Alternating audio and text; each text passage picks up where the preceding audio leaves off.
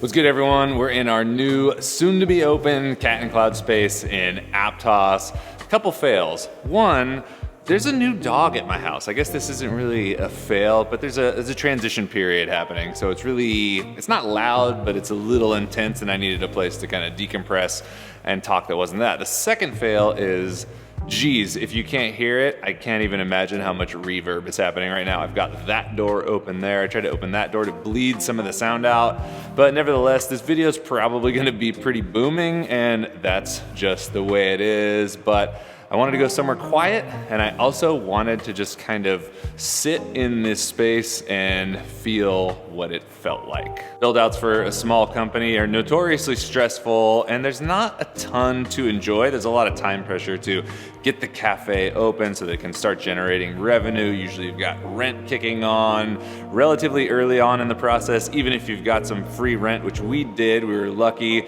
but there's still, you wanna get stuff moving. So to take some time, just be in the space. It'll never be like this again, and it's kind of tight.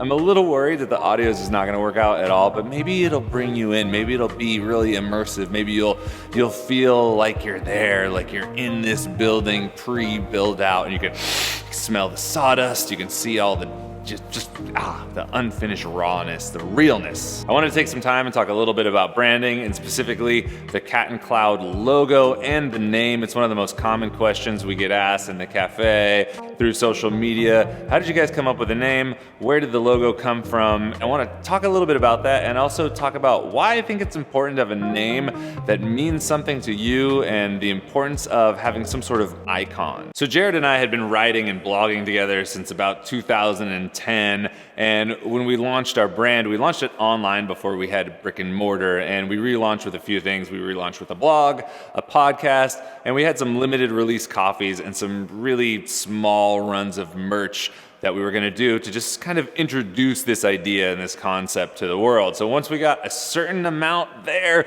we had to figure out what a name was. Now, along the way, we had picked up Charles, who we met around 2012, so it's the three of us who started the brand. Now, the naming, dude, that shit sucks. Now, I remember hearing stories of Carroll Shelby naming the original GT350 under the Ford camp, and his thought was, hey, if the car's good, the name won't matter. If the car sucks, the name won't matter. And I think there's truth to some of that, but the three of us wanted something that we could really connect with, that would be part of our story, and that we could really be proud of. Now, while this stuff was really important to me, Charles surprisingly took a really aggressive stance at protecting the name, or making sure we got a name that meant something. So we started throwing around all kinds of names. Jared and I would have these really deep, intense brainstorming sessions. We'd whittle down lists of, tens, hundreds of names into little packages of 5, and we'd send them over to Charles, and Charles would be like, nope, nope, nope, nope, not gonna work, doesn't feel right, it's not cool. And it was a little frustrating, but in the back of our minds, we knew that he was right, and we hadn't really struck gold yet. Now, the whole time we were searching for this name, we actually already had the Cat and Cloud logo. So our friend Julia, who owns Dune Coffee Roasters in Santa Barbara, one of my best friends ever in the world, drew that logo as part of a Chris Baca art show that she showed off in her cafe. It was all hand-drawn drawings done with black Sharpie on white paper, and there were iterations of myself and Jared as all kinds of different creatures. So there was some where I was like this rover, or me depicted as a portafilter, or me as a lobster, and Jared as an octopus. I still have the art show, and one day we'll have to show it again. It's totally ridiculous, but one of them was the Cat in the Cloud, and we just thought that was really, really awesome, and it was a depiction of our personalities. In that depiction, I was the cat, Jared was the cloud, and it was kind of her ultimate vision of who we are. Again, it wasn't supposed to be anything, it was just a fun thing that a friend did, just for kicks. We saw that logo and scooped it and started using it as the logo for our blog, which at the time in 2010 was truebaca.com. So that's Truby and Baca, both of our last names smashed together.com. We even screen printed shirts on the deck of the house that we used to live at together. We bought this like really shitty screen printing kit because I always wanted to make t-shirts, and we had the squeegees and everything, and I think we rifled off 2 or 3 shirts before we gummed up the screen and totally ruined it. But there's some OG true Baca shirts from 2010 with the original cat and cloud logo that live somewhere. So when we were kicking around names, even though we had true Baca, we knew we couldn't use it. It sounds really Wookiee-ish and Star Wars-ish, and it worked for a while, but it was just a little too corny. It wasn't something we're gonna slap on the side of a coffee company and really try to run with it. It didn't seem like it had like mass cultural appeal to it, and it didn't make me feel as cool as I wanted it to. So even though this logo had been in our life since 2010, we really hadn't put 2 and 2 together yet, and we're still plowing through this endless black hole of names that they're just dumb as fuck. Intentionally avoiding names with an ampersand in it. We didn't want to have this and that because there were so many new, hip, trendy, i.e.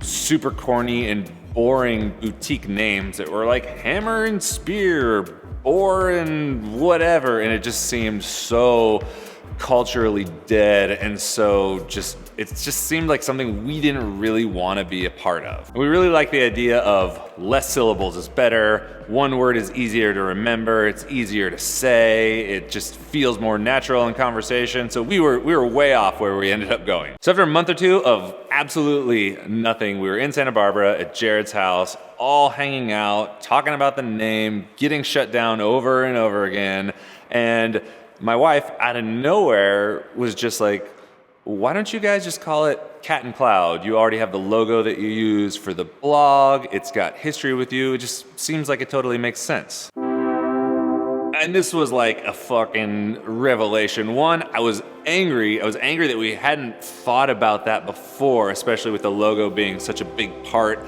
of what we were doing. And it just seemed like it was sitting right in front of our faces, like, duh. So we hit up Chuck immediately and said, hey, what do you think of this idea? Cat and Clouds from the original logo. And he was like, yes, I love it. It's personal to us. It's got a story behind it, and I can sink my teeth into it. And that day it was solidified that we were Cat and Cloud. And because of the history of where the logo comes from and the namesake comes from, the ampersand all of a sudden didn't really bother us because it wasn't this manufactured fake bullshit thing.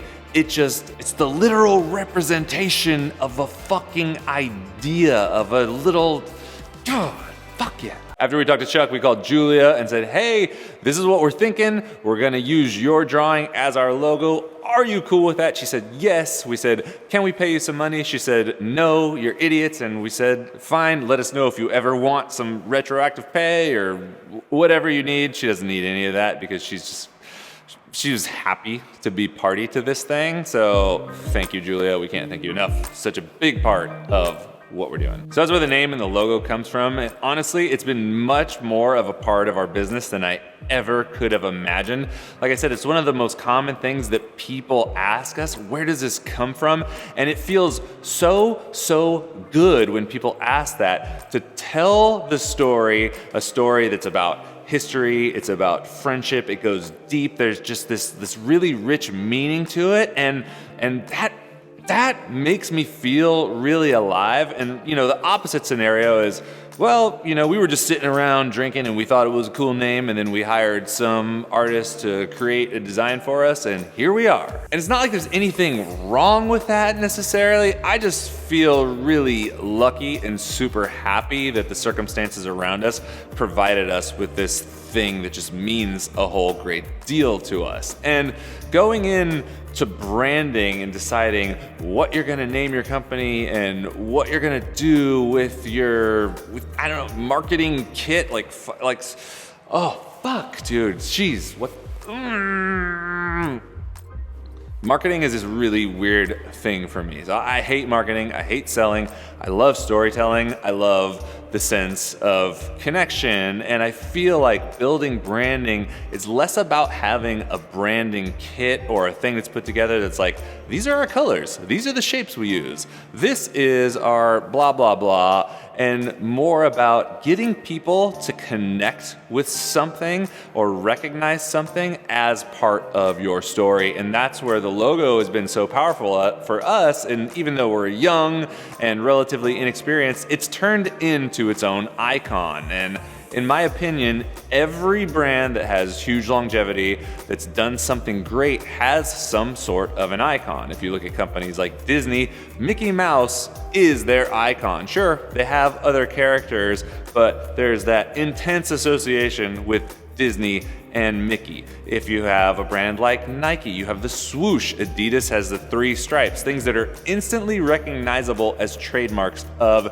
that brand. And the ultimate goal with where we're going, and it'll be a while before we really get there, is that people will recognize the Cat in the Cloud logo as a standalone thing and not have to see the name and not have to see coffee, because we're gonna go in directions that don't include coffee at all. And I think if you're building a brand and you want to put some intentionality around it, creating an icon that people can latch onto is incredibly important. The other thing that I'd suggest for someone who's looking to build an icon or a name or a logo is to look inside yourself first before you look towards others. Especially in the super saturated, heavy information market that we live in today, having something that feels authentic and true is much more important than having something that feels really polished, more important than having something that feels like a professional did it. You don't need to be an artist to create something that resonates with your brand and can resonate with your fan base. Everyone's got moments in their life that mean something special to them. Everyone's got stories that weigh on their heartstrings a lot.